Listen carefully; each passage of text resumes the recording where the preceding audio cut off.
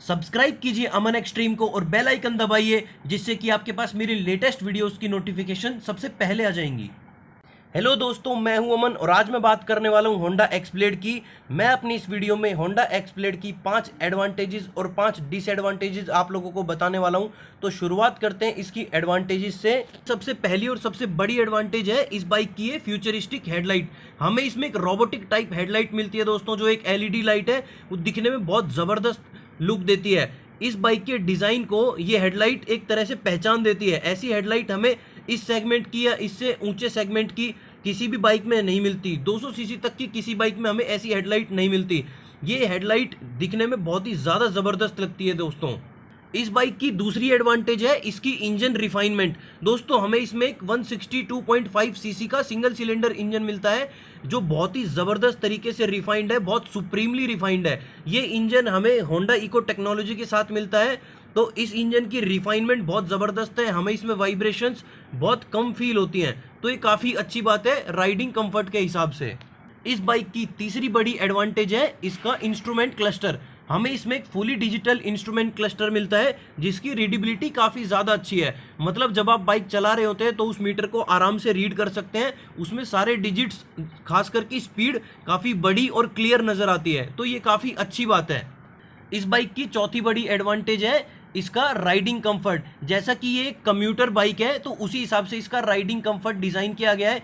इसकी सीट हमें एक स्प्लिट सीट नहीं मिलती, पूरी एक सिंगल सीट मिलती है, तो इस वजह से सीट काफ़ी कंफर्टेबल है। ऊपर से सीटिंग पोजीशन भी काफ़ी इस बाइक की अच्छी है। उसके साथ ही इसके जो सस्पेंशन है वो भी डेली कम्यूटिंग के हिसाब से डिज़ाइन किए गए हैं। बहुत ज़्यादा स्टिफ सस्पेंशन नहीं है, जैसे कि होंडा हॉर्नेट में है, इससे ज़्यादा स्टिफ सस्पेंशन है दोस्तों। तो ये बाइक राइडिंग कंफर्ट के हिसाब से काफ़ी ज़्यादा अच्छी है, अगर हम होंडा हॉर्नेट से या किसी भी 160 सीसी की और बाइक से कंपेयर करते हैं तो।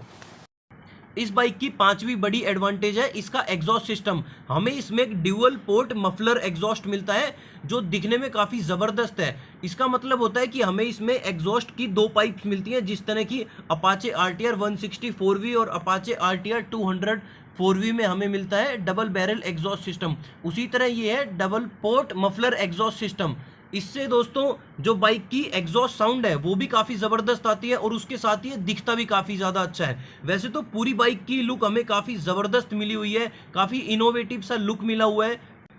अब बात करते हैं इस बाइक की कमियों की। सबसे पहली कमी जो मुझे इस बाइक में लगी वो ये कि हमें किल स्विच नहीं मिलता। आजकल तो बिल्कुल छोटे सेगमेंट की बाइक में भी हमें किल स्विच मिलने लग गए हैं, तो इस बाइक में मिलना चाहिए था। अब हमें चाबी से बाइक बंद करनी पड़ती है या स्टार्ट करनी पड़ती है। किल स्विच मिलता तो अच्छा रहता। दूसरी इस बाइक की जो कमी है वो सबसे बड़ी कमी है ब्रेकिंग के मामले में। वो ये कि हमें इसमें रियर में ड्रम ब्रेक मिलते हैं। एबीएस वेरिएंट में भी हमें रियर में ड्रम ब्रेक ही मिलते हैं। 160 सीसी की बाइक है, उसके बाद भी हमें रियर में ड्रम ब्रेक मिलते हैं, रियर डिस्क नहीं मिलता। तो ये बहुत बुरी बात है दोस्तों, क्योंकि ड्रम ब्रेक क्या होता है, थोड़े टाइम के बाद घिस जाते हैं, और जब हम ब्रेक मारते हैं उस टाइम पे भी उतने एफिशिएंट नहीं रहते जितने कि डिस्क ब्रेक रहते हैं। डिस्क ब्रेक की एफिशिएंसी ड्रम ब्रेक के मुकाबले बहुत ज़्यादा अच्छी रहती है। तीसरी इस बाइक की कमी ये है कि हमें इसमें फ्रंट में 80/100 का 17 इंच का टायर मिलता है। जो इसका फ्रंट टायर है वो काफ़ी पतला टायर है, बहुत ज़्यादा पतला टायर है, तो स्टेबिलिटी में थोड़ी सी प्रॉब्लम होती है, क्योंकि इसकी जितनी भी राइवल्स हैं उन सब में इससे बड़े टायर्स मिलते हैं। इसका जो रियर टायर है वो हमें 130/70 का 17 इंच का टायर मिलता है, जो अपनी राइवल्स के हिसाब से ठीक है और स्टेबिलिटी के मामले में भी अच्छा रहता है। इतना पतला टायर होने से हैंडलिंग पे फ़र्क पड़ता है और हमें कॉर्नरिंग में काफ़ी प्रॉब्लम आती है। इसकी चौथी कमी ये है कि हमें इसमें बेशक 162 सीसी का इंजन मिलता है, बट इसका पावर आउटपुट बहुत कम है। हमें इसमें 13.93 ब्रेक हॉर्स पावर मिलती है 8500 आरपीएम पे, जो इसकी जितनी भी राइवल्स हैं उन सब के हिसाब से बहुत कम है।